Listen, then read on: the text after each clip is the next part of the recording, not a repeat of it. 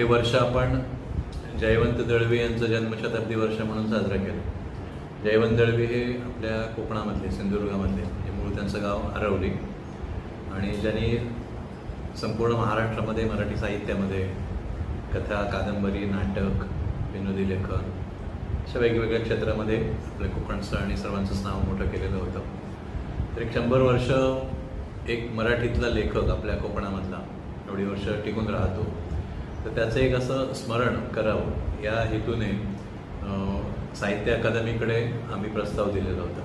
साहित्य अकादमी ही आपल्या भारतामधली मध्यवर्ती केंद्रीय समिती आहे आणि वेगवेगळ्या प्रकारचे साहित्यिक उपक्रम वगैरे ते अशा प्रकारे करत असते, आयोजित करत असते. जयवंत दळवींचा आता सेवांगणच्या वतीनेच हे कार्यक्रम का, त्याच्या पाठीमागे सुद्धा एक वेगळं औचित्य असं आहे की जयवंत दळवी हे काही काळ राष्ट्रीय सेवा दलामध्ये सुद्धा कार्यरत होते. विशेषतः आणीबाणीच्या काळामध्ये वगैरे त्यांचं काम होत असते. ते पत्रकार म्हणून त्यांनी प्रभात आणि लोकमान्य ही मुंबईतली तेव्हाची जी दैनिकं होती त्याच्यामध्ये पत्रकार म्हणूनही काम केलेलं होतं आणि एक असं सगळ्या क्षेत्रात वावरलेलं एक मोठं नाव. तर त्यांचं जे आम्ही हे स्मरण करतोय त्याच्या पाठीमागे अशा प्रकारे हे त्यांचं जे काही काम आहे, त्यांचं जीवन परिचयसुद्धा नवीन पिढीला व्हायला पाहिजे.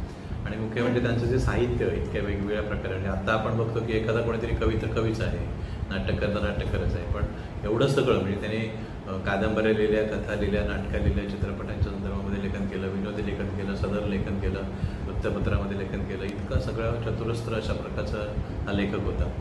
तर एक त्याच्या सगळ्या समग्र साहित्याचा एक आढावा तरी किमान घेतला जावा आणि दुसरं म्हणजे त्यांच्या जीवनविषयक सुद्धा कार्याचं आपल्याला माहिती व्हावी या उद्देशाने आम्ही हे 1 दिवसाचं चर्चासत्र आयोजित केलेलं आहे. आणि त्याच्याकरता राष्ट्रीय जी साहित्य अकादमी आहे तर त्यांनी आम्हाला मदत करायची हे केलेली आहे. त्याच्यामुळे हा जो काही कार्यक्रम आहे तो दिवसभर चालणार आहे आणि त्याचे कार्यक्रम पत्रिका जी आहे ती 1 दिवस भराची अशी आहे की सकाळी 10 वाजता त्याचं उद्घाटन होईल. उद्घाटनाच्या या पहिल्या सत्रामध्ये साहित्य अकादमीचे केंद्रीय सचिव के श्रीनिवासराव हे स्वतः इथे उपस्थित राहणार आहे. त्याच्यानंतर मग जयवंत दळवींचे सुपुत्र गिरीश दळवी ते सुद्धा या कार्यक्रमासाठी मुद्दामून उपस्थित राहणार आहे. आणि मराठीसाठी साहित्य अकादमी मराठी भाषेसाठी काम करणारे आणि केंद्रीय याचे सदस्य असलेले मराठीतले ज्येष्ठ लेखक पानिपतकार विश्वास पाटील हे सुद्धा या उद्घाटनाच्या सत्रामध्ये उपस्थित असतील. त्याच्याशिवाय मग अर्थातच सेवांगणचे अध्यक्ष देवदत्त परुळेकर आहेत आणि आम्ही सगळे असणारच आहोत. याची जी काही सत्र असतील त्याच्यामध्ये जयवंत दळवींच्या कथांवर, जयवंत दळवींच्या नाटकांवर, जयवंत दळवींच्या विनोदी लेखनावर, जयवंत दळवींच्या लेखनामध्ये दिसणारे जे कोकण आहे त्याच्याविषयी अशा या सगळ्या संदर्भामध्ये ही चर्चा होणार आहे. याच्याशिवाय एक स्वतंत्रपणे त्यांच्या साहित्याचा थेट परिचय आपल्या सगळ्या लोकांना व्हावा म्हणून त्यांच्या साहित्यातल्या काही उतारे त्याचं अभिवाचन करण्याचं सुद्धा आमचं मानस आहे. म्हणजे ते अर्थातच त्या मधल्या वेळामध्ये करू. हा जो नियोजित कार्यक्रम तुम्हाला आम्ही देऊ त्याच्यामध्ये त्याचाही नाही उल्लेख, पण अभिवाचन एक किमान अर्ध्या तासाचं त्याच्यामध्ये होईल असं एक साधारणपणे आहे. आणि त्याचवेळी साहित्य अकादमीची पुस्तकं म्हणजे भारतातल्या जेव्हा निवडक 17-18 भाषा आहेत काहीतरी, तर त्या सगळ्या भाषांमधली पुस्तकं साहित्य अकादमी प्रकाशित करत असते. त्याचे अनुवाद वेगवेगळ्या भाषांमध्ये होतात. तर इथे त्या पुस्तकांचं प्रदर्शन आणि विक्री आयोजित केलेली असेल 2 दिवस. तर त्याच्यामध्ये मराठी, हिंदी, इंग्रजी, कोकणी या भाषांमधली पुस्तकं प्रामुख्याने असतील आपल्याला.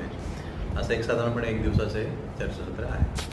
दुपारचं भोजन सुद्धा आम्ही संस्थेच्या वतीने देणार. हे मराठीच्या विद्यार्थ्यांना उपयुक्त आहे, प्राध्यापकांना उपयुक्त आहे. आयोजित करण्याचं कारण म्हणजे मुख्यतः दळवींच्या लेखनामध्ये म्हणजे प्रवीणनी सांगितलं की चतुरस्र लेखन करणारे मोठे लेखक, पण त्याच्यामध्ये मालवणी समाज, मालवणी संस्कृती, मालवणी भाषा आणि ह्या प्रदेशाचं जे सत्व आहे ते दळवींच्या लेखनामधून वारंवार हे होतं, उघड होतं, प्रकट होतं.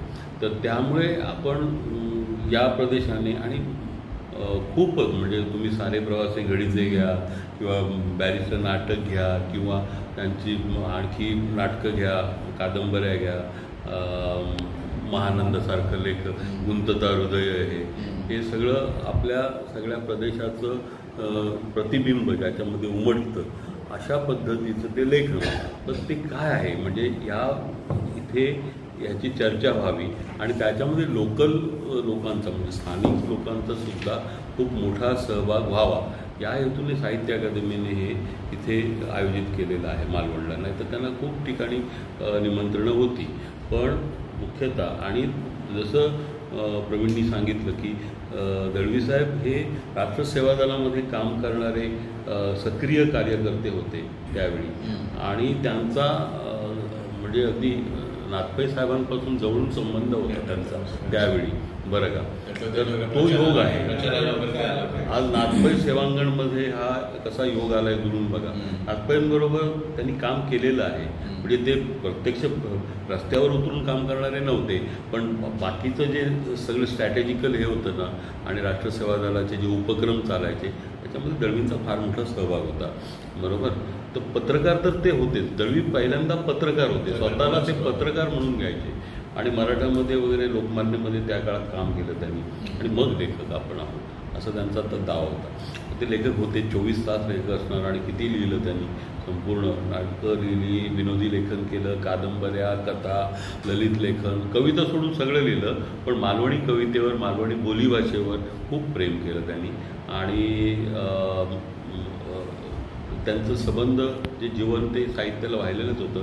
अशा एका मोठ्या माणसाच्या जन्मशताब्दीनिमित्त तिथं कार्यक्रम व्हावा आणि ही तुम्हाला यातली अर्धी अधिक माणसं ही आपली सिंधुदुर्ग जिल्ह्यातली आहेत. कारण सिंधुदुर्ग जिल्ह्यामध्ये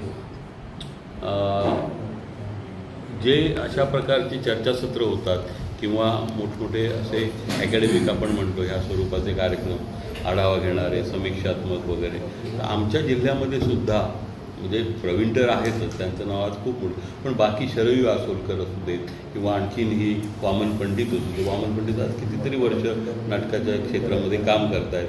बरं का. आणि गोविंद काजरेकर, शरयू आसोलकर